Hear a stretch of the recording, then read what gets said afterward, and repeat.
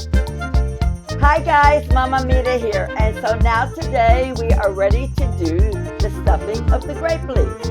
Now if you kind of review back to where we were at on the other video, is where I took my bike and I rode up to my neighbor's new property and I collected some grape leaves.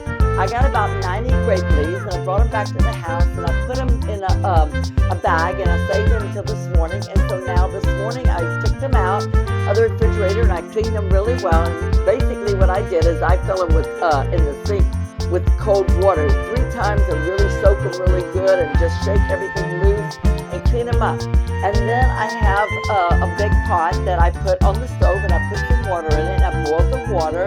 And once the water was boiling, then I took it and moved it to the side. I took the grape leaves, I waited till it kind of calmed down from the boiling and settled. And then I took them and I submerged those clean grape leaves into that water. And I left them for about 8 minutes. And then when I took them out of the water, they became to look like this. And I had stacked them up when I submerged them into the water. And that's pretty much how you're going to get them when you get them out of the store. Except that they're going to be in a jar and they're submerged into like salty water behind. And so you want to make sure that you rinse those off before you use them. Now in these here, they've not been soaked in the salty water and stuff. So we're just going to go with the fresh grape leaves like that. Okay, so the first thing I did is I have 2 cups of long grain white rice, and I did not wash the rice. I just left it like that, okay? And then I'm going to take 1.5 cups of olive oil, and I'm going to put that into the rice.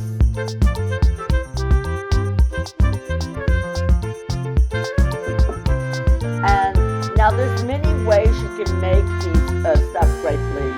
I like this recipe, but I also like to use the Yukon potatoes, and I slice them. But today I didn't have any Yukon potatoes, so I'm just going to have to use sliced tomatoes to kind of keep the bottom where it doesn't burn easily. That's how we usually do that.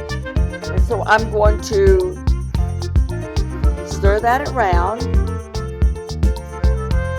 Okay, and then I'm going to add some tomatoes, about 2 tomatoes to that. Then on the onions, I'm going to add like 1 big white onion, or if you don't have white onion, that's okay. Then you can just use some Walla Walla onions or yellow onions, whatever you got. And then I'm going to add some green onions.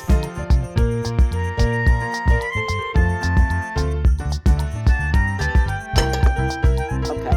And then the next thing I'm going to add is you want to add mint. Now, if you don't have fresh mint, I'm using fresh mint. I use a cup of fresh mint. But if you don't have fresh mint, then you can use like 2 tablespoons of mint.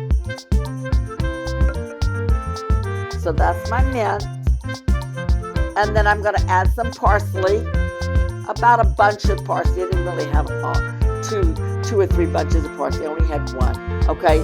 Then I'm going to add 1 tablespoon of cinnamon, 1 tablespoon of allspice, and about 1.5 tablespoons of salt.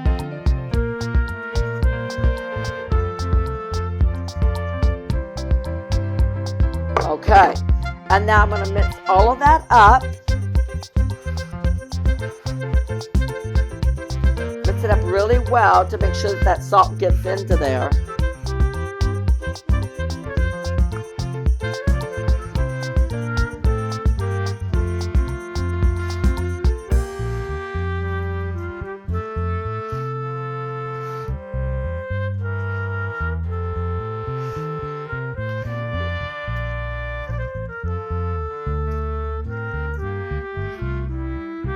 Usually I have lots of mint left over, but I'm at the tail end of my mint, so I'm going to have to get some more mint out of the garden and dry it. And I like to dry my mint with my dashboard in the car.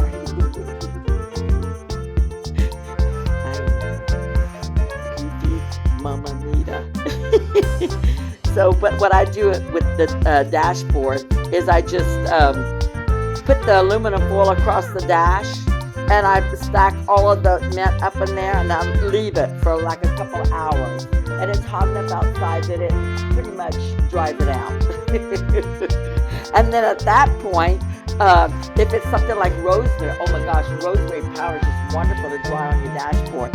So you dry this rosemary, right, and you bring it back inside the house, and you strip the leaves, and then you take it in one of those coffee bean grinders. Make sure it's clean. You don't have coffee in it, right? You want to wash it out really well, which is easy to do with the sink. And so then you put the rosemary in there, and you grind it to make powder. Oh, I love rosemary powder because you don't have to worry about having those sticks sticky in the mouth or chew on them and stuff. It just still has the great taste of rosemary, but it's not like you got all those sticks to deal with. So there we go. We've got it pretty much done like that. So now to prepare my pot that I'm going to cook it in, so I would take my pot and I would put a little bit of olive oil inside and rub it all around just to coat the pot. And then I would lay my leaves down the bottom of the pot. And then I would, usually I would do the Yukon sliced potatoes around the bottom to protect it. But in this case, I didn't have the Yukon sliced potatoes, so I did this. I did sliced tomatoes, which some people do that, you know, in the Middle East. There's just so many different ways to do this. It's whatever your family tradition is, or your family, whichever way they like to do it. Okay, so now I think at this point it's ready. So I'm going to show you how I do this. So it's kind of like a burrito, where you just take a little bit. I hope my little friend Carrie, you're watching this because you asked me last time to do grape leaves, so today's your day, babe. Okay, so then you're gonna put a little bit like that. You don't want to put too much. I usually just use my fingers to do this thing, you know. Okay, so I roll it in like that.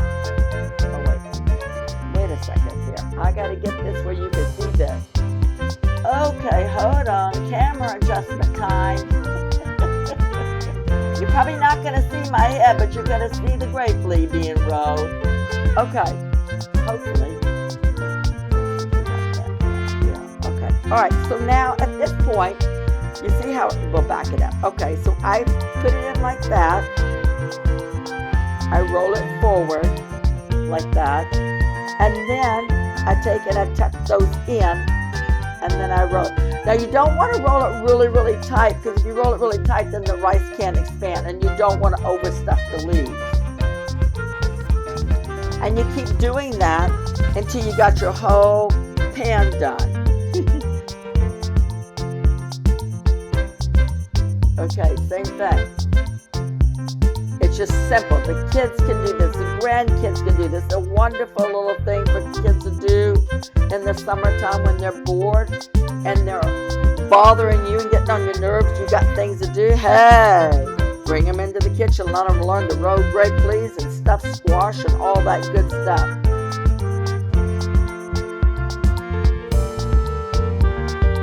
And so I like to take my leaf. See how the leaf is like that? Like this here. Okay, that's the part that you're going to put down. So, I'm going to stop the camera now, and I'm going to do all the leaves, and then I'll come back and I'll show you how I put them in the pot to prepare them to be cooking.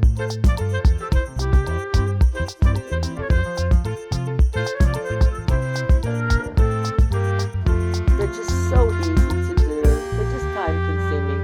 But if you buy these things at the co-op, whoa, my husband loves these things. He loves them, and he's Puerto Rican, and he likes these stuffed grape leaves. But they're expensive. They're very expensive. And you know, I'm pretty sure that they're probably out of the can. But you can go down to, I forget now, the store that they have in Seattle. But you can get a huge can a lot cheaper than the co-op. And I figure what the co-op's doing is they're buying the cans, because because they used to have them at the co-op. They're buying the cans, and then they're pulling them out, and they're buying them, and they're bringing them up, and you're buying them, and I'm buying them. Because, boy, I tell you right now, I will not stop eating grape leaves. Anything, but I'm not stopping grape leaves. That's something I gotta eat. I like grape leaves. He likes grape leaves, too. So in the middle of the week, I buy him a container of grape leaves.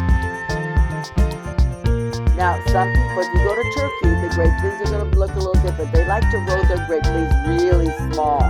My sister-in-law is like that. I don't really like mine small. I like mine, the ones that the Greeks do. Theirs is kind of fatter. I like mine like that.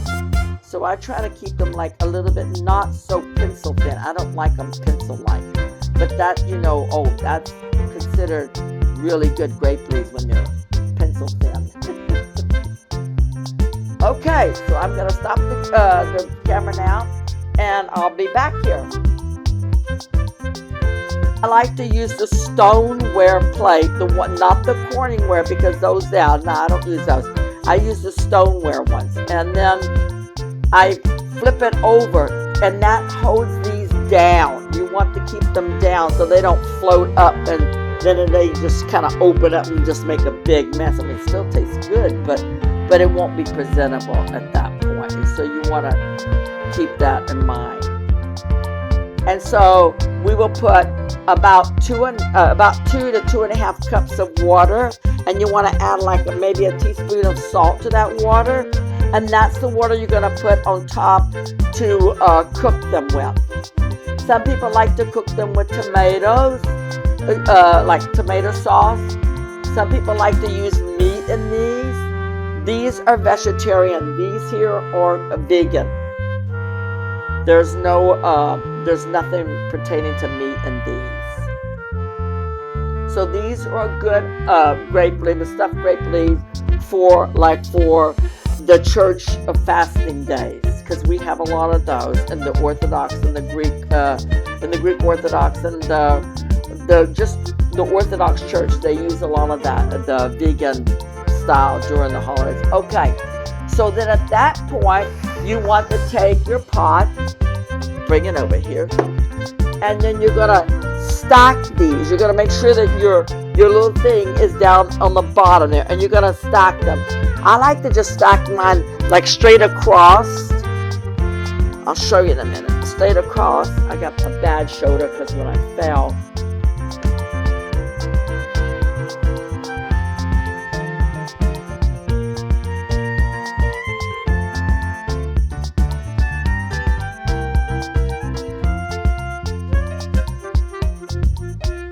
And they're going to be stacked right on top of those tomato slices. So I've got a pretty good sized pot of grape leaves here today. This is good. Kids love grape leaves. I can eat grape leaves cold, hot, I don't care. But I like grape leaves. And if your neighbor's got grapevines, then there you go.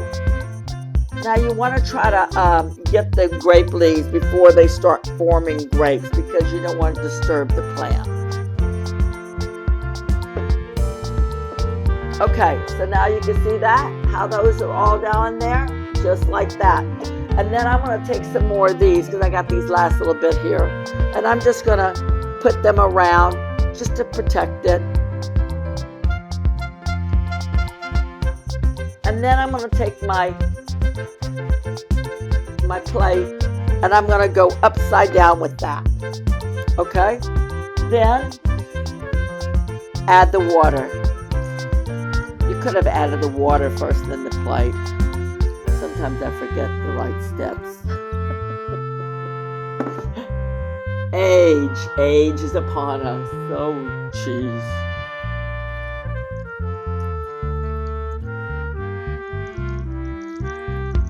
So now let's see how that fared out. Now, perfect.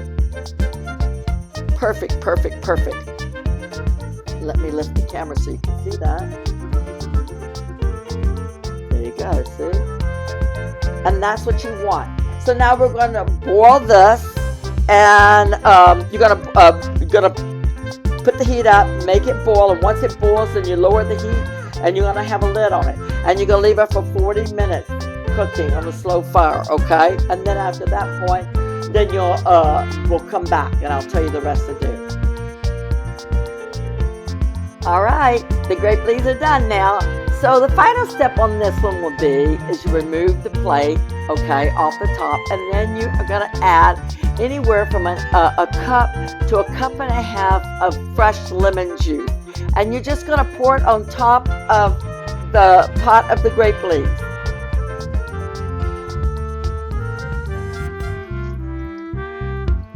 Now you can eat these grape leaves cold or hot. I like mine, personally, I like mine cold. But you know, you can eat them hot, that's fine.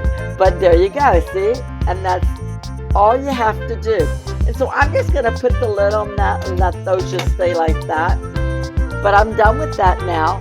And so what I would do is I would take a signee or like a big platter that would be big enough for the rim of this pot here, and I would lay it over upside down, right? Okay, so once you lay it upside down, then I would carefully flip that over into that pan, and then I would pull off that top layer, which is going to remember the grape leaves. So you're going to pull off the grape leaves.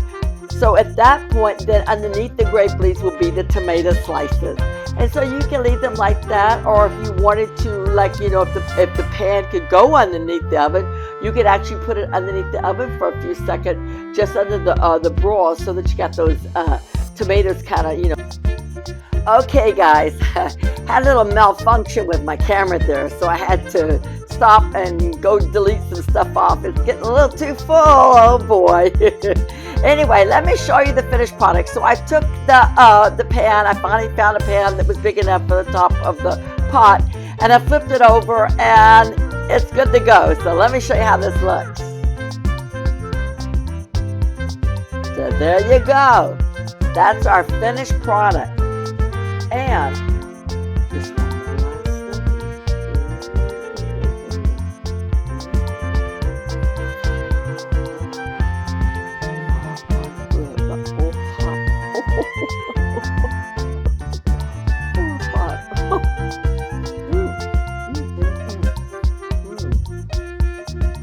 oh yeah, very good. Okay, so guys, if you like this video today, please give me a thumbs up. And if you haven't subscribed yet, please do. Thank you very much and have a good day. Bye now. Bye.